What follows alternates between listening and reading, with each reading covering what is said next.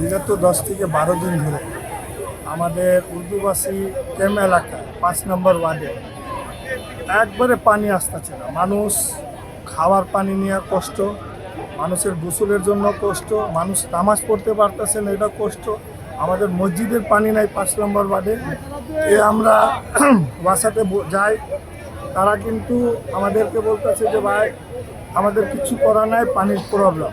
কে বলতেছে কিছু করার নেই? ওয়াসার লোক, ওয়াসা কর্তৃপক্ষ। ওয়াসা কর্তৃপক্ষ। তারপরে একজন তফজ্জল নামের ইঞ্জিনিয়ার আছে, তাকে আমরা ফোন করে ডাকায় আনলাম। সেও এদিক ওদিক করার পর বলে ভাই আমি অফিসারদেরকে জানাচ্ছি। পরে আবার লোকজনকে ফোন করে বলতেছে যে ভাই এই পানির জন্য আমরা কিছু করতে পারতেছি না, আপনাদেরকে যা ইচ্ছা তা করে। এখন আমরা এটা বলছি আমাদেরকে গত বুধবারে, কিন্তু আমরা মনে করছি যে না সেই পানি ব্যবস্থা করে দিবে, কিন্তু আজকে শুক্রবার দিনের মতন আমাদের মানুষ কেউ গোসল করতে পারে না, নামাজ পড়তে পারে না, পানি নাই। বিধান নামাজের পরে আমরা আন্দোলন শুরু আপনি কথা করেছি। বলতে থাকেন। আমরা আন্দোলন শুরু করেছি, আমরা মিছিল করেছি। মানুষের দুর্ভোগের কারণে মানুষ রাস্তার উপরে বসতে চায়, এই জন্য রাস্তায় চলে আসছে। আমাদের দাবি, আমাদের পানি যদি না আসে আমরা রাস্তার উপরেই থাকবো, আমরা বলে আমরা রাস্তার উপরে আন্দোলন করব। ধন্যবাদ। মিরপুর 11 নম্বর, এটা মিল্লাত ক্যাম্পে আজকে দীর্ঘ 4টা দিন কোনো পানি নাই।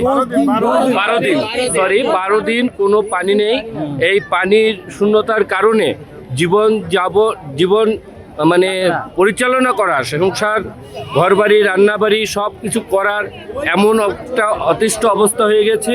দেখেন মিরপুর 11-তে এই কালসি রোডের এই বিহারি ক্যাম্পে এখন আন্দোলনে নেমেছে লোকজন।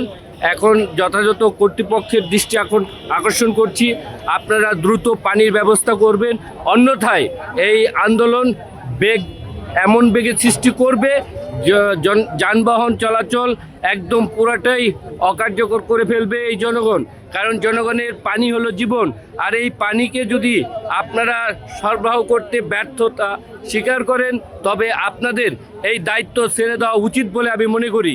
যারা দায়িত্ব সঠিকভাবে পালন করতে পারবেন, জনগণের পানির চাহিদা মেটাতে পারবেন, তারা এই দায়িত্বে অব্যাহত থাকবে।